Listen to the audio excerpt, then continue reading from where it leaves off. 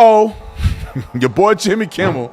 It's like they prophesy, in my opinion. Sometimes I feel like they're telling prophecies. Kimmel is next to go in the untalented late-night sweepstakes, which is alarming because I don't know if you know this, Jimmy Kimmel is me. They get on there and go, what if I get kicked off the show? Ha, ha, ha. They can't do nothing to me. That's what he said. You remember what he said? Now he off the show. Bring him up. This is why he got canceled. And they started with a soft approach. They started with just canceling him on certain networks, and then they probably was trying to see what the feedback was, and they probably were getting overwhelming support to do it, so they canceled him indefinitely. ABC is pulling Jimmy Kimmel's late night show off the air indefinitely after pressure from President Trump's appointee leading the FCC and local broadcast company Nexstar.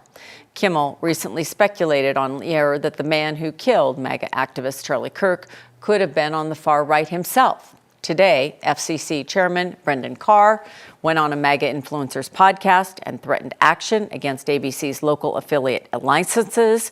Nexstar, one of the largest owners of TV stations in the U.S., announced later today it would stop airing Kimmel's show for the foreseeable future.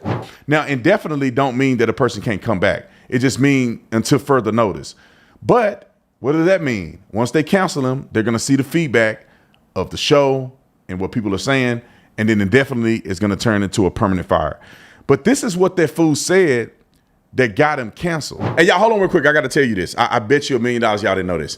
Only 3 mobile providers on all of the cell phone towers in America. When you work with Patriot Mobile, you can pick one of the providers that work best for you. And that's the uniqueness of Patriot Mobile. Switch to the only Christian conservative provider today. All you got to do is go to patriotmobile.com/Tatum or call 972-PATRIOT and get a free month of service with promo code Tatum. And don't give me that cancel culture stuff. Y'all been pushing for cancel culture for 100 years.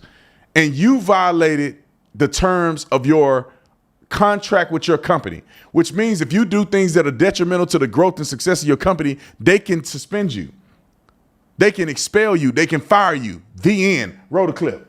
We hit some new lows over the weekend with the MAGA gang desperately trying to characterize this kid who murdered Charlie Kirk as anything other than one of them and doing everything they can to score political points from it. In between the finger pointing, there was grieving. On Friday, the White House flew the flags at half-staff, which got some criticism. But on a human level, you can see how hard the president is taking this. My condolences on the loss of your friend Charlie Kirk. May I ask, sir, personally, how are you holding up over the last day and a half, sir? I think very good. And by the way, right there, you see all the trucks?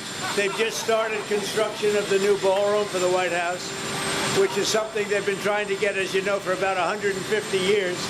And it's going to be a beauty. Yes. He's at the 4th stage of grief, construction. There's demolition, construction. This is not how an adult grieves the murder of someone he called a friend. This is how a 4-year-old mourns a goldfish, okay? And it didn't just happen once. When I heard it, I was in the midst of, building a great, for 150 years, they've wanted a ballroom at the White House, right? They don't have a ballroom. They have to use tents on the lawn for President Xi when he comes over. If it rains, it's a wipeout. And so I was with the architects that would design. It's going to be incredible. And they came in, they said, Charlie Kirk is dead. I didn't know what they meant. I said, he was dead. Charlie Kirk was shot. And they thought he was dead because it was so horrific, And I said, dead. And then we installed the most beautiful chandelier. Sconces you wouldn't believe. There's something wrong with them. There really is. I mean. Now, how distasteful are you to think that this joke would land and it makes sense, unless you vehemently hate Charlie and you hate President Trump? These leftist nut jobs have no end to the disrespect that they're willing to do. And that's why you lost your job. That's why you lost your job. To say that Donald Trump didn't care about Charlie is ridiculous. You see all the outpouring. First of all, we came on the news and said it. Don said to me, he's sort of like a son to you. Charlie got involved like 11 years ago, I think. He started, he's a brilliant guy, but he didn't go to college. He actually started in college. He was so bored that he left. He would have done very well in college if he wanted to, but he was brilliant. I always said, can you get a degree because you're sort of used to having people like you went to college, right? but he didn't. He just didn't have the patience to do it. And he started this really during what would normally be college, maybe even sooner than that, but what would normally be college. And it's become a movement. And, you know, I won youth. A Republican never wins youth, but I won youth. I will tell you, TikTok helped me, but he helped me with TikTok. But he helped me with youth. I've never seen a person who's, in this case, older than the people we're talking about, you know, in many cases. I've never seen young people or any group go to one person like they did to Charlie.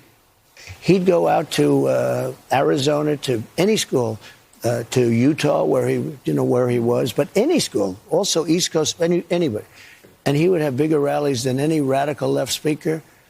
And it was killing them because he'd have 5,000 people show up, 10,000 people show up. They'd go and they'd have 50 people, but they talk big league, right?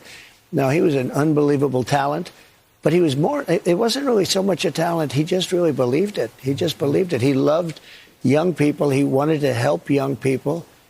And he didn't deserve this. He was truly a good person. Half-staff flags for the entire country. The motorcade and the support that Donald Trump, he's going to Charlie Kirk's funeral. He sent J.D. Vance to carry the casket. I mean, he's trying to put Charlie Kirk's casket in the rotunda. I mean, you name it, Donald Trump has done it. And it makes sense for a person who's grieving to try to divert the conversation because he don't want to get into a deep dive talking about Charlie Kirk, which would probably make him cry and get emotional, and he's not trying to go there. So that makes sense why he would divert to a different conversation. In addition to that, that seems reasonable that he was shocked that Charlie had died and all this other stuff because Donald Trump is not a scripted individual that's reading a teleprompter to tell him what he should say and how he should feel. Donald Trump is having a real human emotion. And for Jimmy the dummy to get out here and say something is so disrespectful, and that's what he get. That's what you get, you sorry son of a gun. And I hope all you raggedy, terrible news hosts, journalists, fake comedians, I hope all of you guys reap what you sow. You're sowing hatred and dysfunction and literally the worst things that you can say about Donald Trump. And now look at who's winning, look at who's losing. Comment in the comment section. Let me know what you think about it. You think it was justified or not?